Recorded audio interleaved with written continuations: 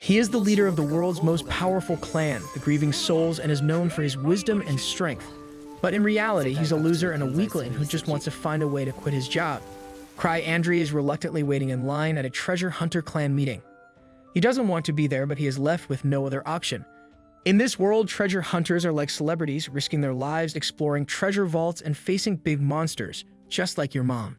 It's dangerous, but the allure of wealth and fame drives many to join clans like First Steps, one of the capital's top guilds. Most hunters, unless they are like Jinwoo, can't go far solo, so they join these clans for support. Cry tries to stay unnoticed, but a girl behind him, Ruta, starts chatting. He ignores her, but she steps in front and introduces herself as a level 3 hunter. She offers a handshake, but Cray refuses, giving only his name. Though disappointed, Ruta brushes it off and keeps talking about herself. She's been hunting solo until now, but when she stumbled upon a vault called the White Wolf Den, she couldn't handle it alone. She decided to join a party just as the man in front of them turned and told Ruta she shouldn't be tackling dangerous vaults like White Wolf Den while only being level 3. He smirked, calling her an amateur, and said that even at level 3, she was still a rookie compared to the experienced hunters. As the argument escalated, Ruta grew furious and Cray regretted not staying home to avoid the mess.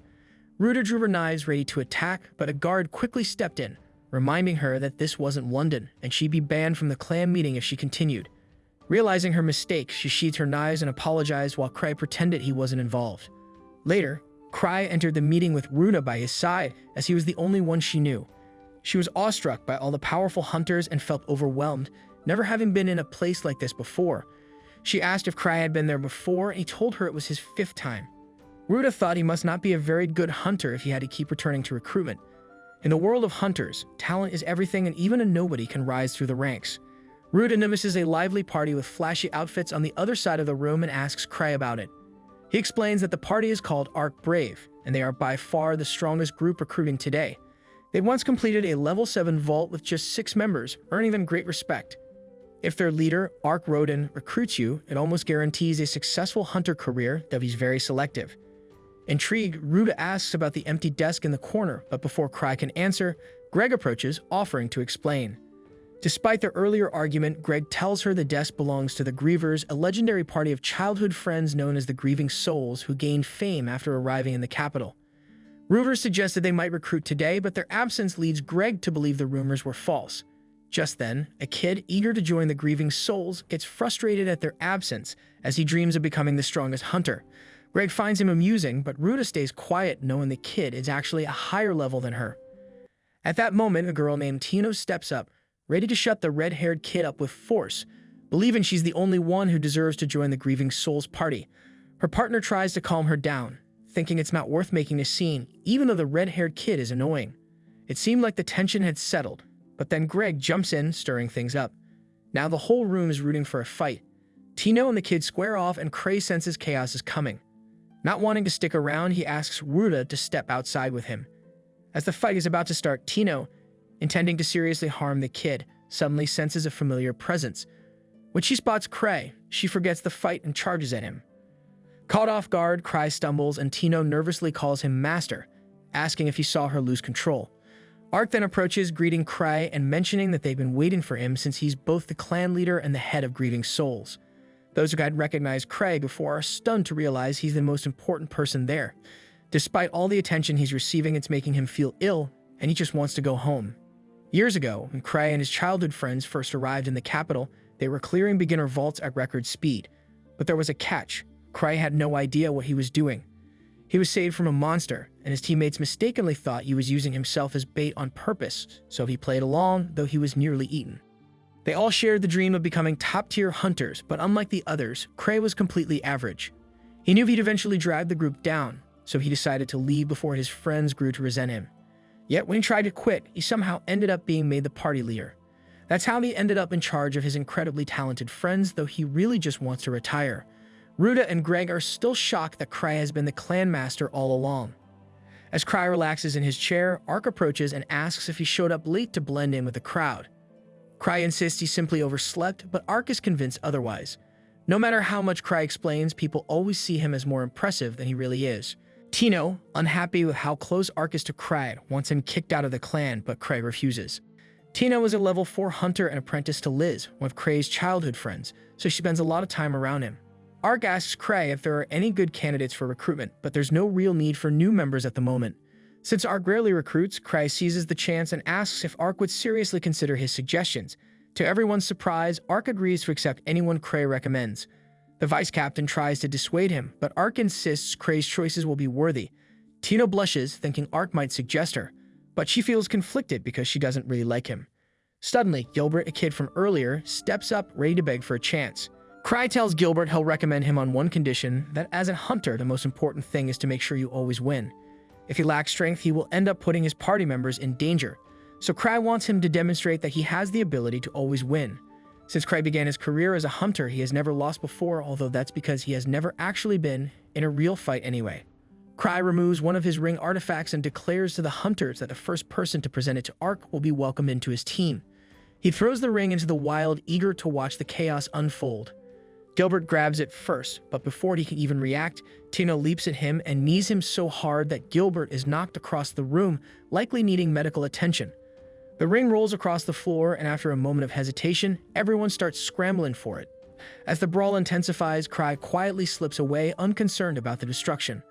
By morning, however, the bar fight made front-page news as the place was completely wrecked, though thankfully, no one was seriously injured. Eva informs Crei that the Explorers Association has called for a private meeting, and he knows they're going to scold him. When he asks how Ark reacted, Eva tells him Ark found it amusing and wasn't upset. Hoping to take advantage of Ark's good mood, Crei suggests sending him the bill for repairs and having him attend the meeting, but Eva reminds him the meeting is specifically for him. With no way out, Crei reluctantly agrees to go, knowing that if he doesn't, Gark will hunt him down like always. Crei plans to use his secret weapon to get out of trouble quickly, groveling and apologizing. He argues that the only damage was to the bar, no one was hurt, and the owner has already been compensated for repairs, so there shouldn't be any further issues. Gark hasn't even yelled at Crei yet, but after seeing his apology, he decides to let it go for now. However, Crei still needs to take responsibility for his actions, so Gark assigns him a quest that he can't refuse. The association receives many quests, but some are so difficult or low-paying that hunters call them chores, and no one wants them. Crei tries to act like he's too important for a chore, but Gark insists. Forced to choose, Crei looks through the quest book and picks the easiest one, a level 3 quest. He plans to pass the work off to Ark, but when he looks for him, Tino tells him Ark is away at a meeting with nobles. With no other options, Crei is stuck with the task. Just then, Crei notices that Tino is wearing his ring, meaning she won his game yesterday. Putting that aside, he asks if she's free. Tino, excited and thinking he's about to ask her on a date, is disappointed when he reveals he has a quest for her. She immediately tries to run, but Crei summons his chain dog, Silver, to catch her. Soon she's tied to a chair as Crei explains the mission. Feeling betrayed, she complains she just wanted a date, not this lousy quest. When she suggests Crei should come with her, he declines, not wanting to do the work, and instead sends her off with the hunters from yesterday. 6 years ago, the most powerful clan in the region, which didn't even have a name at the time, arrived at the Adventurers Association to register. As usual, Crei tried to stop the team from proceeding and didn't even want to go inside, but his friends refused to quit. Despite Crei's doubts, he claimed he'd only hold them back, yet his companions insisted he stay as their leader. Frustrated with Crei's hesitation, the boldest of the group, Luke Cycle, kicked the door open, swaggering in and introducing himself as the world's best swordsman. Liz Smart, at his side, modestly declared herself the most powerful blade in the universe. Luke then told the staff member he was unmatched because, as Crei always said, real strength isn't tied to a weapon. With a wooden sword in hand, Luke believed he was the most dangerous. All Crei wanted was for Luke to stop embarrassing him in public. Either way, it was time to register the clan's name and symbol. The receptionist gave Crei a form, reminding him the name represents a group's spirit. Since no one had thought about a name, Crei quickly came up with Grieving Souls and drew a strange skull, hoping it would get him out of the leader role. Everyone in the group hated the name, so Crei used it to highlight his poor leadership. But just as he threatened to step down, his friends suddenly changed their minds, acting like the name was brilliant. That's how the Grieving Souls clan came to be. Fast forward to today, and Greg is shocked to find out the skinny, lifeless-looking kid is actually the master of steps known for 1,000 tricks. Crei recalls it's the second title he earned as leader of Grieving Souls, since top treasure hunters often get special names and become legends. Despite everyone saying so, Gilbert refuses to believe the kid is great, and Tino, who never liked him, complains to Crei that she can't work with this fake swordsman. Speaking of fakes, Cry considers himself the biggest fraud in Zabrudia because despite what people say, he's far from being the strongest. That reputation comes from his clanmates hyping up grieving souls as the best. Ignoring the argument, Cry asks if the group is ready for the mission. Gilbert, feeling insulted, calls the situation a joke and dismisses the kid. Greg tries to warn him, but Gilbert ignores him, so Cry kicks him off the mission. He then asks Greg and Ruta if they're in, and they agree. Furious, Gilbert expects Cry to beg for his approval, but Cry couldn't care less. Cry instead tells Tino to let him know if she needs anything. She seizes the opportunity to mention that she does need the master, but Cry firmly denies it. With that settled, Craig prepares to leave, but Gilbert challenges the 1,000 tricks, promising to join the group if he loses. Cry explains that Tino Shade is the leader, so it's her he'll be facing. Tino, never one to hold back, vows to unleash divine punishment on Gilbert, using the impressive range she gained through intense training. Confident, Gilbert promises to go all out and challenges Cry again after being Tino. Cry has no interest in fighting, but Tino draws Gilbert's attention, warning him that even though they're both level 4, she's nothing compared to the master. To make it more exciting, she drops her weapons, deciding to fight him bare-handed. Cray thinks Tino can handle the arrogant guy, but the sword of purgatory he wields might give him an edge depending on his skill. Surprisingly, Gilbert mimics her and drops his weapon too. Tino then declares that after defeating him, she'll go get ice cream with the master, though Cray isn't thrilled about it. She insists and Cray gives in to keep the peace. Motivated, Tino charges at Gilbert with incredible speed. He barely dodges the first strike but gets caught by a swift leg sweep, suffering his first hit of the day. Determined not to give up, the man strikes back at the girl, but she easily dodges and mocks him for challenging her master. Though it seemed he was beaten, Gilbert makes a comeback and regains control of his body. Tino then hits the man's neck, seemingly ending him. But as everyone assumes the swordsman is defeated, he recalls his childhood as a hunter. Even as a boy, he outmatched some adults in swordsmanship, quickly growing strong enough to pursue his career in the capital. Soon he formed a group and successfully plundered treasure vaults, feeling invincible. In the present, his rival warns him to use his sword if he wants to survive. Gilbert refuses, but she reminds him that pride is worthless when you're dead. Reluctantly, he agrees, though he can't stand being weaker than his opponent. Cry steps in, telling Gilbert they're alike. Just as Gilbert left his group due to a power gap, Cry faced a similar situation, though his group refused to let him fall behind. Gilbert begins to see Cry as a benevolent figure, even with his feared reputation. Meanwhile, Cry inspects the fallen man's sword, noting its elemental damage and solid design. The swordsman should handle the situation, realizing that the man wielded his sword far better than he ever could, reaching a level of skill he could never attain despite years of practice. Gilbert shouts that it's impossible and calls the leader of the grieving souls a monster. Cry then explains that mana material is considered the world's fundamental substance, but it's invisible to the naked eye. Treasure vaults are phenomena where spiritual lines and forces condense mana, creating limited alternate worlds based on the world's core memories. While many kingdoms study the rules behind this, they are still not fully understood. The White Wolf's Nest is one of these treasure vaults, once home to wolf monsters called Silver Moon, who were hunted to extinction for their pelts. Afterward, a blood-stained wolf ghost appeared along with the vault. Upon reading about this, the young man gets scared and notes that a treasure vault reflecting history's vengeance is overwhelming. Eva argues that Craig put the group in this situation, but he reassures her that his team is skilled enough to handle it since the vault is level 3 and they'll have 4 people, plus Tino is coming along. The boy also thanks her for telling him that Gilbert had left the group as it helped him at a key moment. Finally, the clan's vice master mentions the master put on quite a display with a relic in the training room. He replies that it was easy to control, especially since even Gilbert managed to use it without much knowledge. Cry enjoys collecting relics of various powers and forms and is curious if Gilbert would sell the Purgatory Blade. Upon hearing this, Eva loses her patience, pointing out that the boss already owns similar relics and even took out a loan from Citri due to debts, despite receiving the same commission as the other Grieving Souls members. The clan doesn't have endless funds. Embarrassed, Cry tries to respond but only remembers he needs someone to recharge his relics. He seeks out 2 allies, and while one recharges the relics, the other informs him that a ghostly wolf recently destroyed a caravan with level 3 escorts near the White Wolf's Nest. Although Cry assumes his team can handle it, the man warns that the ghosts are growing stronger. The woman adds that Rudolph Devout, a powerful level 5 lancer, has appeared there, and Cry recalls that he's wanted for a job related to the guild. Worried the mission might fail, Cry hopes Gilbert has recharged the Purgatory Blade. Meanwhile, the team is on its way to the nest, and Tino doesn't help morale by revealing she wrote a will before leaving. She reasons that if her master sent her, the mission must be tough, but she trusts Cry wouldn't assign her to a random group, though the rest of the team feels this is exactly that. Gilbert accepted the job because the Thousand Tricks already knew why he left his previous group. Tino explains that the man is brilliant at deduction and has vast knowledge of the capital and its surroundings, so he likely figured it out from Gilbert's words. Ruta doubts this, but Greg believes only such a calculating mind could have predicted the bar incident. Tino adds that their master meticulously planned the mission to ensure no major dangers and would never send them to their deaths without careful thought. Ironically, after sending a group to their deaths without much thought, Cray decides to catch up with them in time to order them to abort the mission. Meanwhile, the team barely arrives before encountering a ghost wielding a sword and shield far stronger than any human. As Cry searches through endless clutter for the relic, Eva scolds him for carrying a forbidden citrus slime. Despite this, Cray flies off with the unstable relic, which may turn out to be his last flight.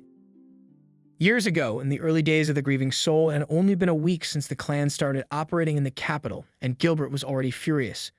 His divine sword, Blade of the Testament, had shattered like a twig. Other jealous members joked that fighting ghosts with a stick would be hard, while Tino commented she hadn't expected to find a Cyclops in a level 1 vault, since those monsters were level 4. Overhearing the conversation, a drunk tavern goer called them rookies, claiming a Cyclops would never appear in the Goblin Cave, and even if it had, it wouldn't have survived. At that, 2 female clan members stepped up, revealing the Cyclops to the drunk, leaving him stunned. Cry, observing, thought this was exactly why he didn't want to bring the creature along. Fast forward to today, Gilbert Bush cuts a werewolf in half. Exhausted, Ruta complains that such a monster shouldn't appear in a level 3 vault. Similarly, Greg doesn't understand why the Blade of Purgatory didn't ignite during the battle, to which its owner replies the sword is out of mana and he can't recharge it alone. Ruta suggests retreating, and Greg adds that things aren't as they were told, likely meaning the group they came to save is already dead. Despite this, leader Tino insists the plan stays unchanged. Greg anxiously asks if survival isn't the priority, but Tino firmly states they didn't come to collect monsters. The ones they're rescuing are alive and executing a perfect level 8 strategy, with the Blade's depletion part of the Master's plan. The group pushes forward to the White Wolf's den, where humanoid wolves armed with bows and guns await them. Greg realizes that the wolves they fought earlier weren't just randomly powerful. The entire pack is highly skilled. Tino explains the den was originally home to the Silver Moon wolves. Gilbert rushes ahead, eager to finish the fight quickly, thinking that once they deal with the armed wolves, the rest will be easy. Tino, however, cautions him not to be reckless, reminding him that her responsibility as leader is to ensure everyone survives. She lays out a strategy. She and Ruta, being the fastest, will lure the wolves, while the others attack from behind at close range. The guns shouldn't be a big issue, but no one is to use another as a shield. Meanwhile, Cry silently hopes at least Tino survives, even if the others don't. Tino recognizes the wolves' superior skill but highlights the team's key advantage: teamwork. As more armed werewolves approach, the group instinctively knows how to react. Though they're a makeshift team, their synergy is solid. Gilbert may talk too much, but he's effective. Greg's experience helps the group, and Ruta, while not flashy, excels at spotting enemies. With the plan working smoothly, Tino starts to think her master is a true genius. In the midst of battle, Gilbert becomes frustrated, feeling underestimated by the enemy. This takes him back to a memory where he felt the same, pushing his team to be tougher, but they couldn't keep up. Disheartened, he abandoned them on the spot, unaware they were giving their all. Over time, the gap only grew. Back then, he was filled with anger, but now, fighting alongside others, he's matured enough to see the value of teamwork. After another victory, the group moves deeper into the White Wolf's den, arriving in a larger chamber. Tino touches the wall, sensing a presence, not the ones they came to save, but likely the den's boss. Greg suggests retreating, but Tino reminds him they've come this far unscathed and should be able to handle it. Despite agreeing, Greg remains uneasy. Tino teases him for being overly cautious and argues that safe missions don't help anyone grow. Greg admits she's not wrong, recalling how he stopped fighting when he thought he couldn't win, a habit from seeing many friends die. Tino points out that Greg joined this team to change that mindset, and that's why the Master put him here despite barely knowing him. Cray's true intention was to save everyone there, meaning the Master is like a god, and there's no way he assembled that team by chance. He would never lower himself to such a trivial role. Everything he does is meticulously planned, aligning perfectly with his flawless design, which is always carried out with precision through intricate tactics. In other words, Tino reiterates once more that Cray is indeed a divine figure. On that note, Ruta is keen to figure out why she was chosen for the team, and Tino is at a loss for how to respond, so he simply watches her, searching for an explanation. It quickly dawns on her that the answer is obvious. It is because of her melons. The newcomer looks ready to protest, but before she can, the leader cuts off the idle chatter and directs the group to resume their journey. Speaking of the cold and calculating god, Cray starts to panic as he realizes he has no idea where the group he sent is located. To make matters worse, the relic he's using to fly is essentially a plane without brakes, which is clearly dangerous. However, despite the turbulence, he accidentally crashes into the White Wolf's den. Meanwhile, Tino and the others confront the dungeon boss, a massive white wolf. As soon as the enemy makes its first move, the entire group recoils, visibly nervous, as it's clear this wolf is immensely powerful. The team becomes hesitant, disorganized, torn between fighting and retreating. Tino notices that the boss isn't wearing a helmet, which must be its weakness. This is likely one of the 1,000 trials set by her master Cray, so she knows she must pass the test. With that in mind, she commands Gilbert to block one of the wolf's attacks while she handles the rest. Gilbert braces his sword against the beast's axe, holding it off briefly. Greg strikes at its leg, but the wolf swats him away with its paw. Tino charges fearlessly, leaving Ruta in awe. Greg's sword shatters from a heavy blow, and as the wolf prepares another strike, Ruta rushes in, pushing him aside just in time. Tino climbs the axe handle, suffering a deep scratch, but lands the final blow, defeating the beast. Afterward, she tends to her wound with a healing potion. Greg mourns his broken sword, but Gilbert reminds him it could have been worse. Grateful, Greg thanks Ruta for saving him, but their mission isn't over. Tino gives Greg her sword, but suddenly a giant spear narrowly misses her. 4 more giant white wolves, identical to the dungeon boss, emerge. Even Tino feels the pressure and realizes their challenge is greater than expected. She orders the group to flee through a narrow passage to slow the wolves, but one blocks the way. Greg suggests Tino and Ruta escape, while he and Gilbert stay behind to buy time. The leader refuses to let anyone be sacrificed, ordering the team to target the wolves' eyes and quickly organizing a new attack. Gilbert leads, ready to face death, blocking a wolf's strike as Greg follows up, but both are knocked back. Ruta hurls shurikens at a wolf's eyes, but it shuts them in time. Tino uses a flash technique she learned from Cray, blinding a wolf, but even so, it hurls Gilbert into a wall. She regrets the poor strategy that endangered him. Surrounded with no options, Cray crashes into the scene, taking down a wolf. His power causes the remaining wolves to hesitate, but one charges. Cray blocks with an accessory and fires projectiles to finish it off. With 7 security rings, Cray is formidable but uninterested in the mission and just wants to leave. To end it quickly, he throws a pendant, detonating it to create a distraction for the group's escape. Everyone retreats, but Tino, wounded, slows them down. Gilbert complains about the pace, but Ruta reminds him they're following the injured leader. In truth, Cray is sprinting as fast as he can, which is still as slow as the injured girl. Thinking he's being thoughtful, Tino recalls that kindness has always been one of his key traits. Long ago, when she was a child, 2 men troubled her until the grieving soul rescued her, and since then, she's wanted to be like them. After distancing themselves from the wolves, the group rests while Cray uses another relic to heal Tino. Gilbert, a bit scornful, comments that Cray relies on items for everything, but Cray ignores him. They continue despite Cray having no clue what he's doing or how to escape. Years ago, as a child, Cray would often impress his clanmates with a number of relics he possessed. Being a fan of such items, he saved up to buy as many as he could. Liz asked if Cray could use one suited for her, but Luke objected, saying the leader should use relics that benefited the entire group. Tino joked that Cray's hoarding would finally pay off, as she was their battery. Curious, Liz asked about a relic she was holding, and Cray explained it was a magic pouch that could store much more than it appeared, though only chocolate. Tino, surprised, realized how useless that was. Liz then showed off a bracelet she liked but was quickly thrown to the ground twice. Cray, embarrassed, explained it was a labyrinth ring that distorted space. Meanwhile, Luke got stuck to a sword, which Cray revealed was cursed. The sword also filled Luke with a violent urge, but fortunately, these dangerous relics later became training tools for Luke and Liz. Now Cray's current group was navigating the White Wolf's nest. The narrow corridors split continuously, making it impossible to tell where they were. To make things more confusing, Cray was leading even though the rogues Tino and Ruta should have been guiding. At that moment, Cray glanced back subtly, causing everyone else to do the same. In truth, he just wanted to see if Tino would look at him, worried she might resent him by now for dragging her into this chaotic mission. Since she glanced back with the others, Cray started to believe she didn't want to talk to him anymore, and a wave of anxiety hit. Even though she had always said she adored him, he felt like he had really messed up and might need to apologize on his knees. Just then, Gilbert asked if they were heading toward the exit, prompting Cray to look back again, making everyone follow suit. Internally, Cray thought they were heading toward the exit, but he had no idea how to get there.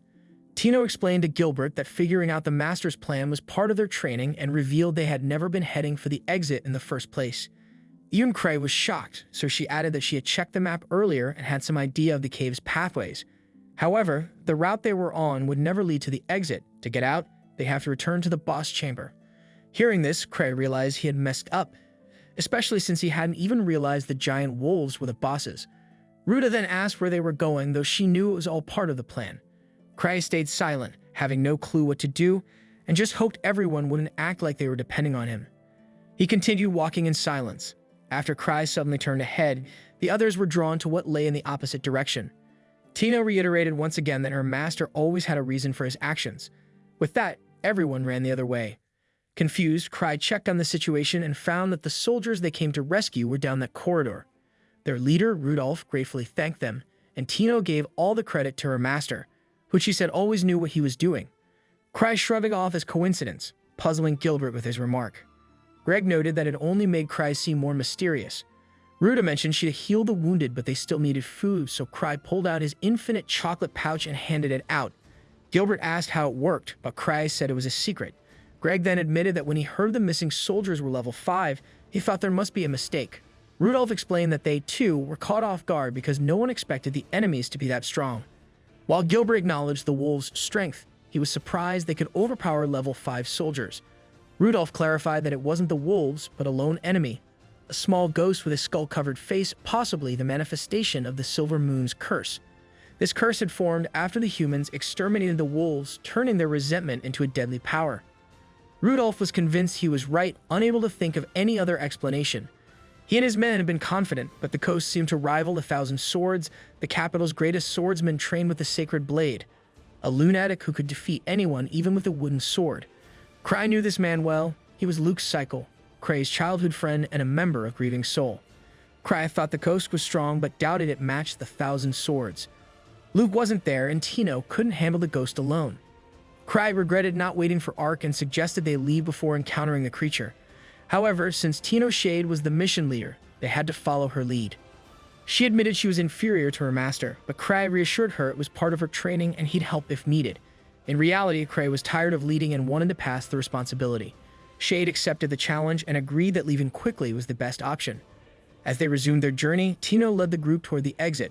Rudolph offered to stay behind and buy time while his companions escaped, but the leader assured them that with the master present, everyone would be safe. Hellion, one of Rudolph's men, insisted it was his duty to be the shield as his superior only took the mission for him. Cray said they could sort it out once back in the capital. Suddenly, dozens of howls echoed through the cave, and Cray calculated he had 5 safety rings left. On the 6th, he would die for real. To make things worse, he no longer has relics, and a shooting ring won't be enough to stop the enemies. As if that wasn't bad enough, the citrus slime has vanished, and the sword tied to his waist is missing. In this dire situation, Cray wonders if this is the end. Meanwhile, a mysterious figure walks through the misty cave and teleports away. Amid the chaos, Cray's group senses that something serious is about to happen, and Rudolph braces for it. Cray steps in front of Tino, realizing that using the night hiker to become a human missile would kill him, but at least provide a surprise attack. Suddenly, 4 purple flames ignite, revealing the infamous ghost. Everyone freezes in fear as a second figure, wielding a sword, appears behind the ghost. Tino begins to say her final goodbye while Cray wonders what Liz Smart is doing here. Without hesitation, Liz teleports beside the ghost and delivers a powerful kick, slamming it against the wall. She then returns Cray's lost sword, explaining that she hurried over, only to feel sad and embarrassed to hear the leader went to a vault. She couldn't believe Cray worried so much or that Tino couldn't even pick up trash properly. As she says this, Liz grabs Tino's arms. When Gilbert tries to intervene, Liz kicks him in the chest, warning she's still apologizing, and then asks Tino if the issue was poor training or a lack of ambition. After calmly asking, the teacher completely loses her temper and curses, saying Tino will die in the gutter before tarnishing Cray's name. Tino kneels and begs for forgiveness, calling herself worthless. Cray steps in, praising Tino for doing well on today's mission and Liz for her excellent work. Feeling proud, Liz notes that Tino only lacks the will to die. Suddenly, a giant wolf with a minigun appears and fires wildly. Liz, unfazed, puts on her mask, stops time, catches a bullet, and drops it, angry they underestimated her. She complains that her student feared such a weak weapon, ruining her reputation. Liz then leaps at the wolf, kicks its head, and drags it to the ground with an energy trail that explodes. Amid the chaos, she screams that killing enemies however you want is the most fun. With the wolf down, only the ghost remains. He attacks with incredible speed, but Liz stops his blade with one hand, showing her student that this is easy. She knees the ghost in the stomach and punches him to the ground, teaching that the best way to win is to kill your enemy without hesitation, even if it risks your life. While passing on these teachings to Tino, the teacher insults her repeatedly, calling her stupid and other harsh names until she breaks down in tears. During this, Cray realizes that the ghost stands no chance against the Thousand Swords and that Liz and Luke's battles were what helped Grieving Soul improve so much. Nowadays, Liz Smart is faster than anyone, earning her the nickname Stifled Shadow in the capital. After their victory, Gilbert Bush declares that Cry can keep the Sword of Purgatory, as he plans to restart his journey and will soon be able to catch bullets midair like the Stifled Shadow. Tino, Greg, and Ruta doubt this, but Cry just wants to dream and be happy. Since he aims to be as strong as Liz Smart, he gets advice about Stag's customized masks. 6 years ago, Cry had messed up an order for his clan and got masks without eye holes, but the group still loved them and made them part of their identity. If you're enjoying the journey of this series, please hit that like and subscribe button and turn on that notification bell so you don't miss any updates. All of your support helps me to keep bringing more high-quality recaps.